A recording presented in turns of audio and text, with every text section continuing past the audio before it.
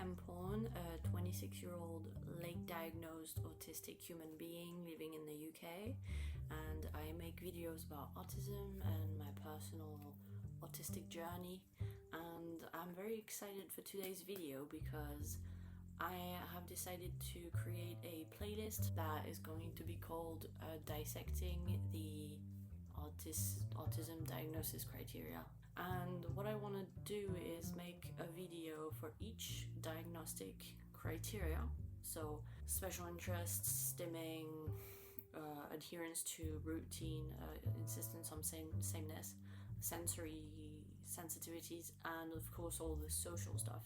In no particular order, because I want to keep it fun for me. I don't want to give myself too many obligations and too much pressure, because then I know it will trigger my PDA, and I need to keep it fun in order for me to keep making these videos. So I'm gonna make these videos in no particular order, just based on what I want to talk about next. And then I'm gonna put all of these videos into one playlist. That's kind of my way of explaining the diagnostic criteria in a more personal, human way, rather than just a line of text describing something in a very formal medical way that doesn't necessarily speak to anyone, you know. The first video I wanted to make in this playlist is about special interests. I've been talking about it for a while, and obviously any autistic person with special interests will be super excited to talk about their special interests. So this is a great opportunity to just info dump a bit. Not only talk about what my special interests have been throughout my life, but also look at what special interests mean for a lot of us, and the good sides and also the bad sides of special interests, because for some people it's very much part of their disability, and I think it needs to be addressed as well. So let's just jump right into it. So looking at the DSM-5 autism diagnosis criteria, special interests, they're part of the second part of the criteria, which is restricted repetitive patterns of behavior, interests, or activities. Highly restricted fixated interests that are abnormal in intensity or focus, for example strong attachment to or preoccupation with unusual objects, excessively circumscribed or perseverative interests. So a very heavy description. Again, we all know how autism tends to be described through a very negative lens of like being a disorder, being abnormal. This is why I want to make this series, is to kind of go more in depth about what each of the diagnostic criteria looks like for me in my own lived experience. Let's jump right into it. So special interests for me, as I mentioned in previous videos, have been, like for a lot of autistic people, it's been my lifeline. It's been what kept me going for many years when frankly nothing else was going well in my life. It's what gives me life, you know. But sometimes it's more complicated than that. It's not just like waving a magic wand and like, oh, my life is shit, but if I just watch Harry Potter right now, then everything will be well again. It's not that simple, unfortunately. But let's talk about my main lifelong interests first. So my main interests throughout my life has been fantasy worlds, magic, all that good stuff, anything otherworldly and magical, historical stuff as well, like historical fiction, but the best is historical fantasy fiction. Anything that basically creates distance from reality and provides escapism, and a world where there's magic. A world that doesn't exist also means that you can kind of create your own reality, your own rules, and I think that's what I liked the most about fantasy, because the real world was just so unfit for me. Fantasy worlds allowed me to escape to another reality where anything was possible, and I could make up my own rules and be whoever I wanted to be, you know? Because frankly, I think I just didn't want to be part of this world. In my life, I've often felt like I had to apologize for existing. Fantasy made me feel the opposite of that, you know, all those movies and books where the protagonist is an outcast, misfit, and then it turns out they're actually really special but in another world. I guess my first big experience with fantasy was with Harry Potter, which is why I keep coming back to it. I mean, I'm actually wearing a Harry Potter shirt right now. I was 4 years old when the first movie came out. The first book actually came out the year I was born, in 1997. I've been hooked ever since. And anyone who knows me knows how much I love Harry Potter, and yeah, very much been obsessed with Harry Potter for my whole life, basically.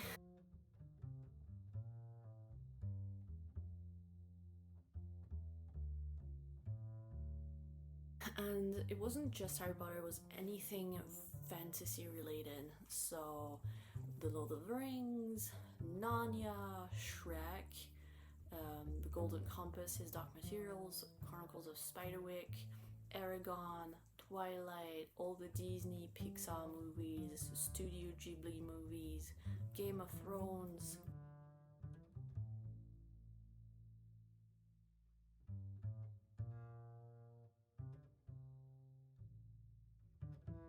The 2000s were a treasure trove of fantasy movies, honestly. I feel very blessed that I grew up during that time, but also maybe if I had been born at a different time, then my special interest would have been something else. But I just latched onto fantasy very early on and never let go. It's definitely my number one passion, what I keep coming back to, what gives meaning to my life. What's interesting is when I was thinking about all this and writing my notes, I realized all the ways in which I engage with my special interests. It's not just watching the movie or reading the book for me. It's very much engaging with it in any way you can think of.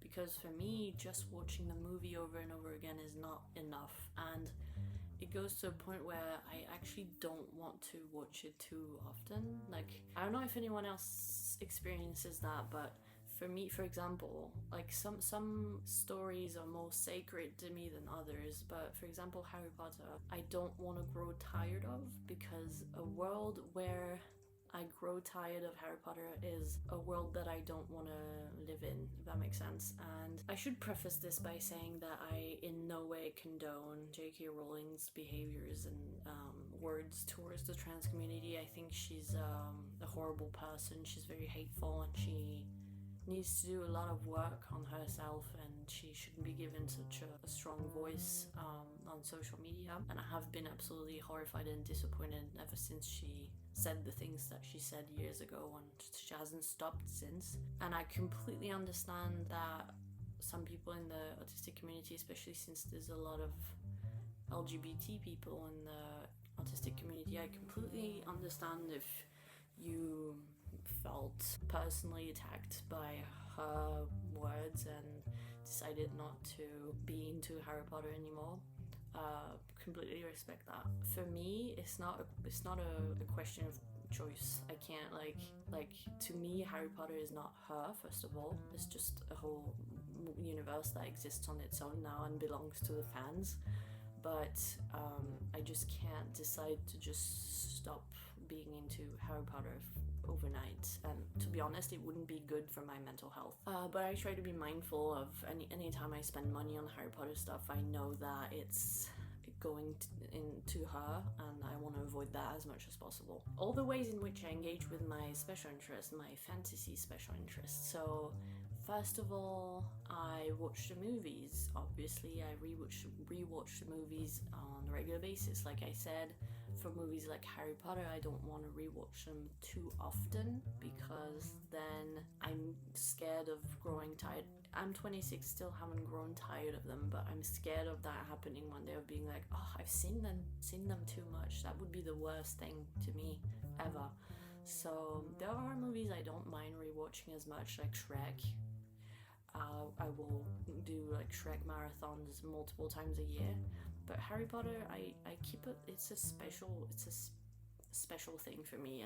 I'll do like one marathon at Christmas with my partner and my in-laws because we all love Harry Potter. Maybe I'll watch one or two movies throughout the year, but that's it. However, I'm almost constantly rereading the books. I first read them in French when I was younger, and then read them in English. I reread them regularly. It's like a comfort thing for me, knowing that when I go to bed at night, I'm gonna be able to read a few pages of a Harry Potter book. It highlights my day, and I'm actually rereading them right now. Last night I reread the Death of Dumbledore, so that's fun. I also love to play games, Zelda and things like that. I played the Hogwarts Legacy game last year. Also board games I love. Another big way in which I've engaged with my fantasy special interest is through writing. Ever since I learned how to write, I've been writing stories, and it would always be fantasy stories. It was so big in my life that I ended up doing a master's degree in creative writing that I finished a couple years ago. Before I was diagnosed, whenever I would try to write something in a different genre, I would always go back to fantasy somehow. Whenever I would try to write a story, even if I didn't think I'm gonna write a fantasy story, it would always end up being fantastical. When I was younger, I would also make films, so I would hire my friends to make films with me, and we would write scripts. It would always be fantasy movies, obviously. I have very vivid memories of my best friend at the time and me just filming the craziest stuff, and we had absolutely no special effects of any kind. Like, we were like 12 or 14 and we would film these crazy things. It was fun. I still have the scripts actually. More recently, so in the last few years, I've been working as a freelancer. Well, I tried at least, and basically all the work I did as a freelancer was related to my special interests. So I was a fiction editor, I was a fiction writer, a ghost writer, and my specialization was fantasy fiction. So I would read other people's fantasy stories and give them feedback and edit them and proofread them, and then I would write fantasy stories for clients. It wasn't the best experience ever for me, partly because I think because of my PDA mainly, I just want to do my own thing. I want my autonomy. I don't want to be told what to do by other people. And also the fact that I'm so blunt sometimes without realizing it caused me to lose lots of editing gigs. In 2022, I started my own small business. It was a subscription box for fantasy writers. I had the best time of my life working on it, even though it wasn't financially viable and I had like a handful of subscribers, but it didn't matter to me. I had a blast because I was doing what I loved. I was working with small businesses, mostly Etsy shops. It was all about magic and fantasy worlds and folklore and legends and just mythical creatures. That was like my dream job, designing a box every month around a fantastical theme and sourcing products that were all handmade and stuff. And then I would write a little booklet with themed stuff in it. Like, it was awesome and I loved it so much. I mentioned earlier how I've always been writing. In school when I was younger, it was my favorite thing in the world was when we were given creative writing assignments, and everyone else was like, oh no, not that again, and they I could see them staring at their blank page, not knowing what to write. But for me, it was the actual best thing ever, and it wasn't work to me. It was so much fun, and I would always get the best grade in the class, and it was so fun. And when we had free time at school, that's what I would be doing. I make lists of all my favorite movies and TV shows and stuff like that. I like to make lists surrounding that. When I was younger, I wanted to make a documentary on fantasy, and so I did lots of research on like all the old fantasy movies, old adaptations of like Snow White and stuff like that. When I was a teenager, I had a phase where I would watch all of the old school fantasy horror movies like Frankenstein and Dracula and stuff like that, and watch documentaries about that. Like anything that has stuff that doesn't exist in real life, in the real world, I'm all for it. But strangely enough, I'm not into sci-fi at all. And I think it's because it's just often fantasy is very cold. It happens in space or scientific environments and stuff like that, and that doesn't speak to me at all. I like the cozy atmosphere of Hogwarts, of a fantasy tavern, of a medieval castle, lush forests and dragons, and just that's what I'm into. Just don't like scientific stuff and sterile environments and just futuristic stuff and stuff in space. It's just not my thing. So that's my biggest special interest that I've had my whole life and probably will have the rest of my life. For the longest time, since becoming an adult, I always told myself, if I'm gonna do something with my life, it has to be related to fantasy in one way or another, or animals, which is my second lifelong special interest. It's funny because for a lot of autistic people, their special interests are very specific, circumscribed, as they would say in the diagnostic criteria, but for me, they're quite large. It's not just like Harry Potter, it's fantasy in general. It's not just horses, it's animals in general. But I get obsessed with subcategories of these big special interests throughout my life. For example, with animals, I was 10, 12, I was obsessed with snails. And when I say that I was obsessed with snails, I mean that I had pet snails in a terrarium, and I would do all sorts of research online, and I had set up my own little station for incubating the eggs, and it actually worked, and they hatched, and I had little baby snails.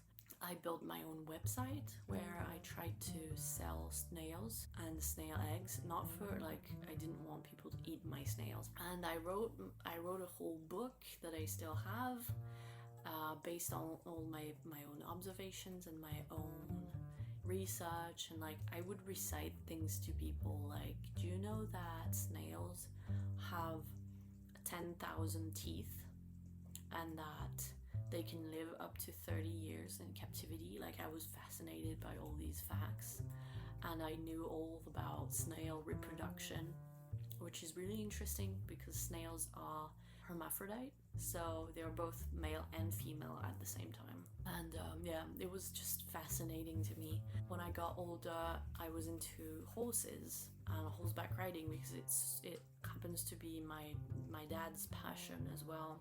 So we always had horses, and I started horseback riding when I was 6 or 7, and then my dad and I would go on really long, 2-week long hikes with the horses, and we would camp, and it was really fun. Is it raining outside or is it hail? And then when I was around 16, I became convinced that my life was gonna be just me breeding horses. Again, the breeding thing. It's not anything weird. I really liked the idea of marrying 2 horses and getting a foal as a result of that, and looking for the characteristics of both parents into the foal and stuff like that. So I thought I was gonna have my own Arabian horse farm, and I did for a little bit. My dad and I actually started it. We bought a mare all the way in Belgium. I participated financially. It was a whole thing. I found out later on that my dad hadn't been very financially responsible.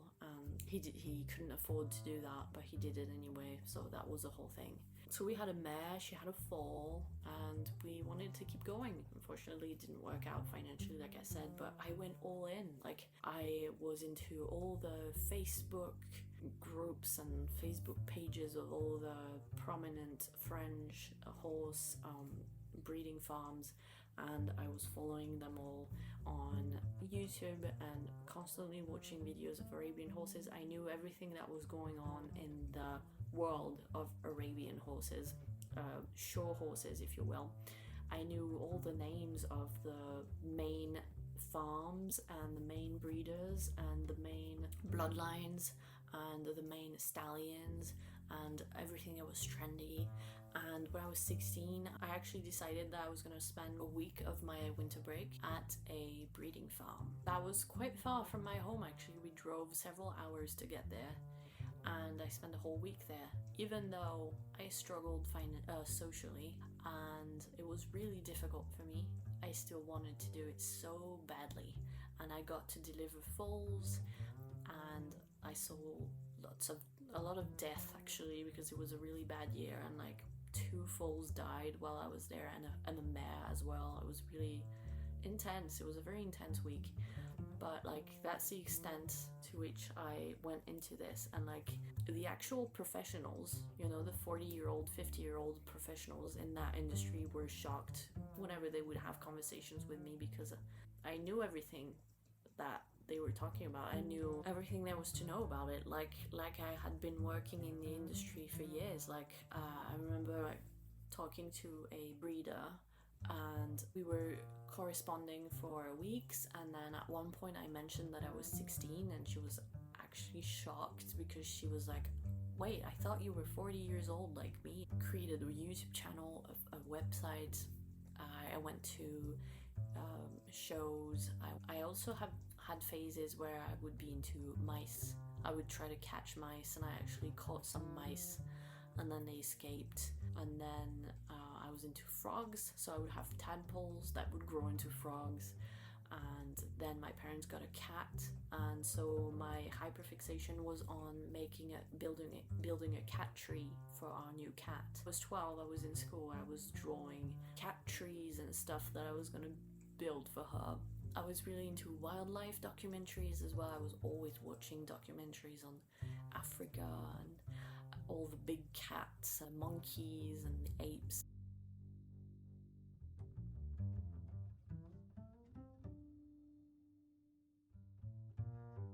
I'm still very much passionate about animals. I mean, I have 2 cats.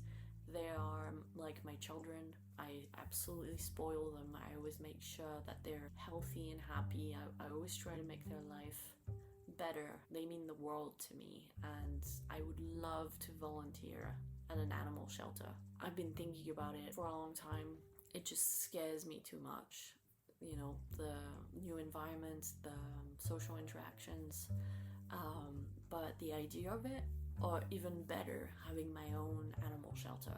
Like for a lot of people, autistic people, I think my dream in life is to just be able to do what I love and be with the people that I love, and that's it. I don't have any ambitions of like money or status or just fame, success, stuff like that. So I always thought, like, if I could open a place where people could come and be with animals that were rescued, but also like enjoy some fantasy themed stuff, like have a fantasy themed cafe with fantasy games and books, and like I try to mash things up in my head, or like how can I combine my passions into one, you know.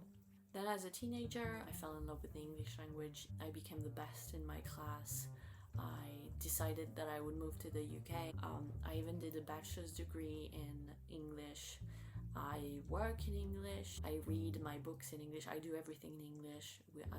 My partner and I even talk in a mix of French and English. I just became obsessed with the English language, and I wanted to become bilingual, so I started watching all my movies in English. I knew the language so much that my bachelor's degree was just child's play to me. And I got good grades, and I never worked for it.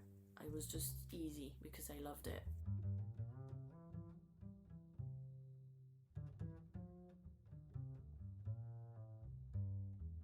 In the more recent years, I've been into gender identity. At one point, I watched all the YouTube channels about gender identity and the LGBTQ community.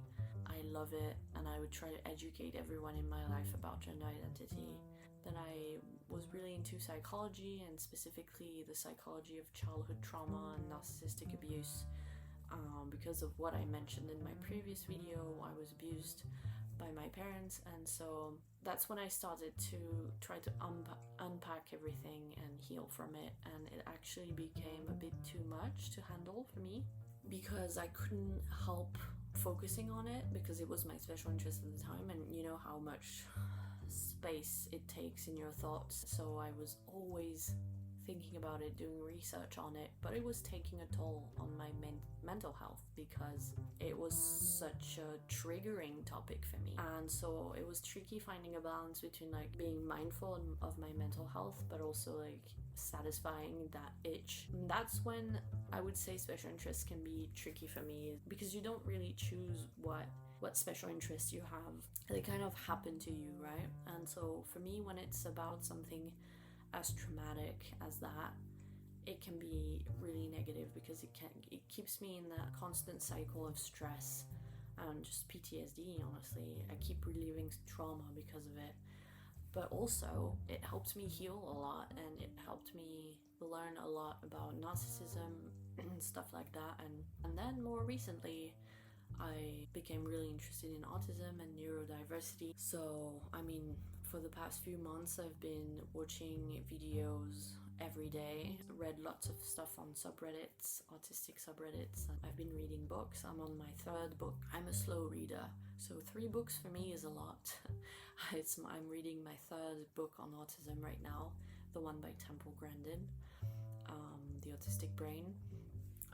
I bought lots of STEM toys. I do tons and tons and tons of research and self-exploration. Like, it's my newest special interest, and so yeah, spend lots of time on it. Like a lot of autistic people, when we find out that we're autistic, we start having a special interest in autism.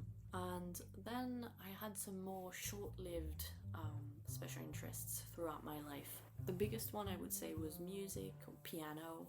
I started playing piano when I was about 6 or 7. I feel like it all started around this age. I started doing everything around 6 or 7.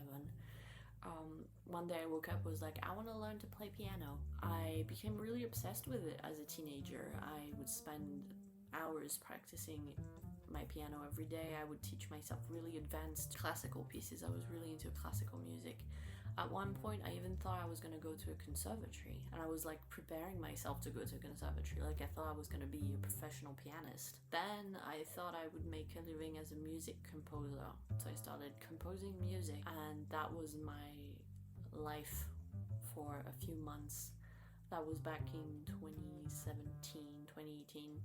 So music was a very big thing in my life at one point, and then it slowly died out.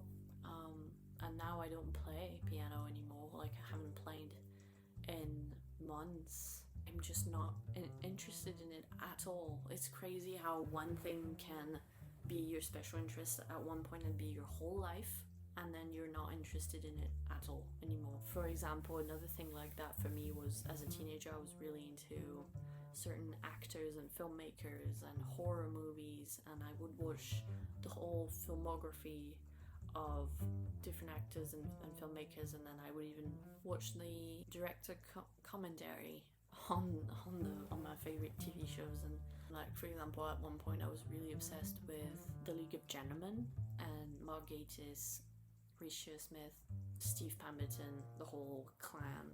It's a British TV show from the late 90s, early 2000s. It's very, very dark humor. It's kind of crude. And I became obsessed with it, and I would watch it over and over again, and I would listen to hours and hours of director's commentary, and then I would watch the filmography of all the different actors, and I became obsessed with Mark Gatiss and Sherlock, and then I was obsessed with Martin Freeman and Benedict Cumberbatch. Like, it's really tough when you become hyperfixated on a specific actor or filmmaker. For me, at least, it's very, I don't know why, it's like, I can't help it, but also it stresses me out.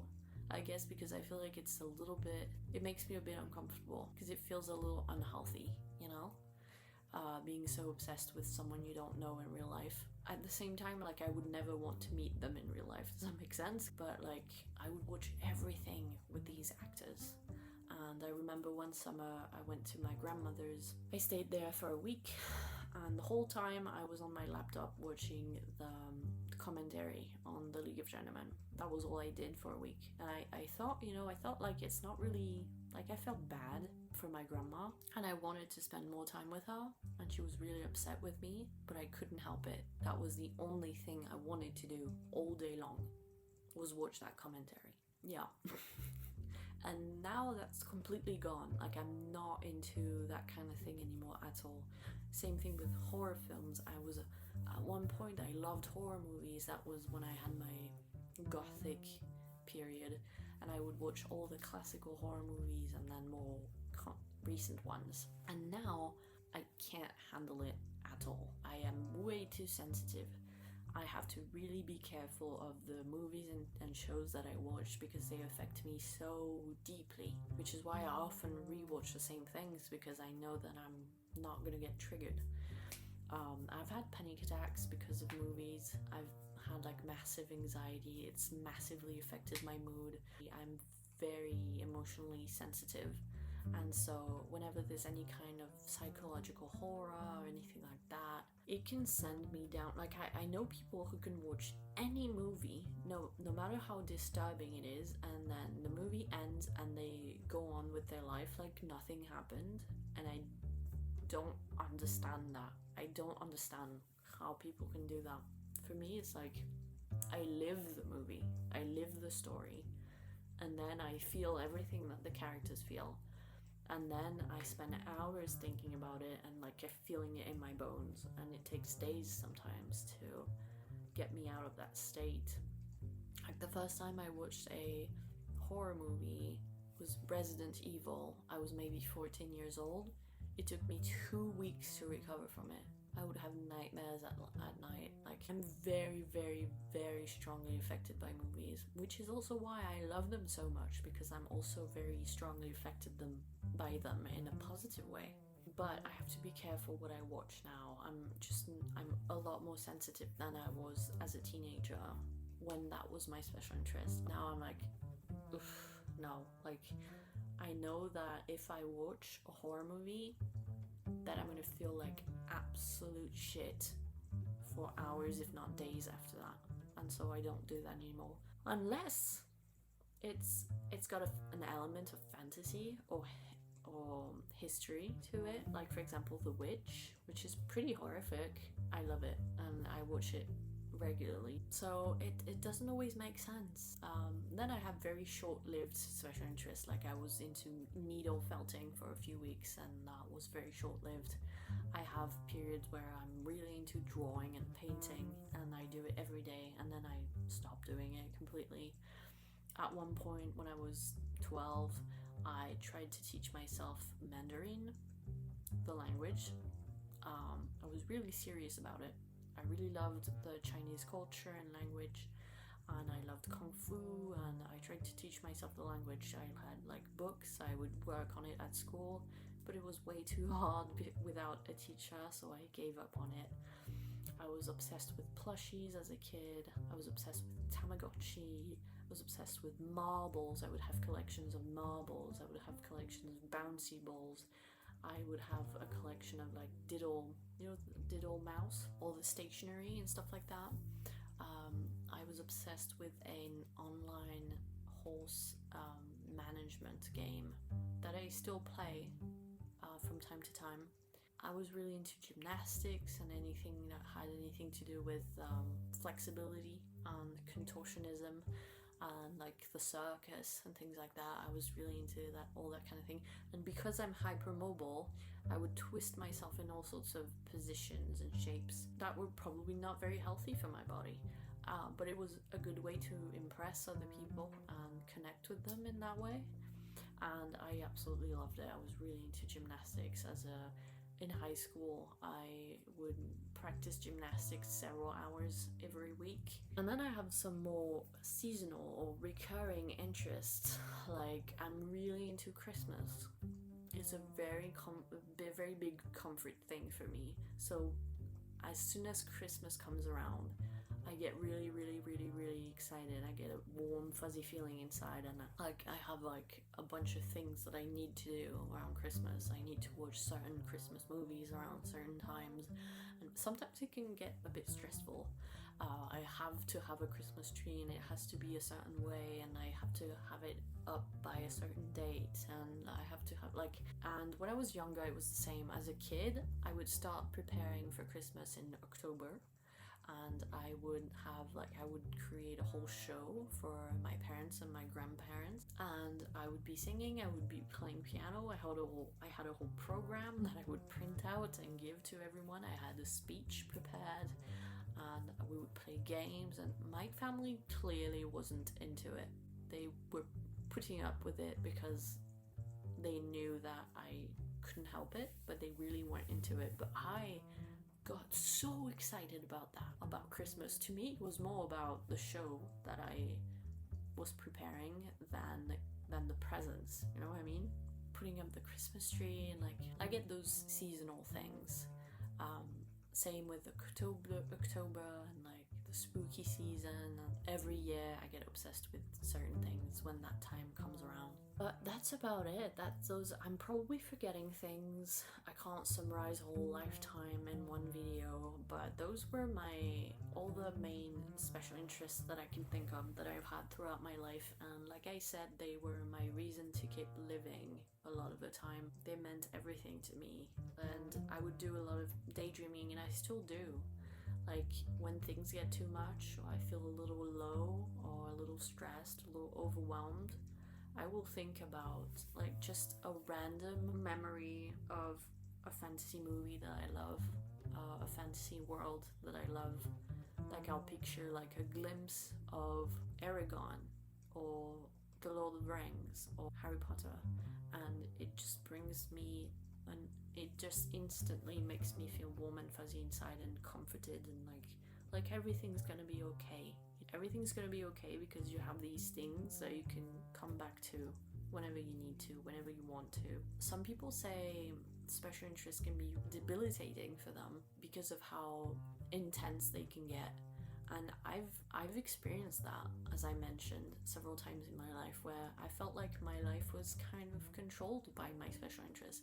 When I was into my horse management game, as a teenager, I was so obsessed with it, it would take over my entire life. It became like an addiction. I would even spend my pocket money on it. It was to a point where one Christmas I was just spending so much time on it that my dad had to confiscate my laptop, and then I would wait for him to go away, and I would find the hiding place of my laptop and continue to play my game. I was completely obsessed with it, to a point where I became stifled by it, and I forced myself to stop because I felt like it was becoming unhealthy. I eventually came back to it, but sometimes it can get too much. Sometimes I've had, like I said, obsessions, hyperfixations on certain actors, and it became a bit unhealthy, and I didn't like it. Sometimes your brain chooses to focus really hard on something. It's not always something that you enjoy. Like I said, with my, for example, childhood trauma, narcissistic abuse, it was all I could think of, but at the same time, because it was related to a lot of trauma, it was triggering my PTSD a lot. So it's not always, special interests aren't always a good thing.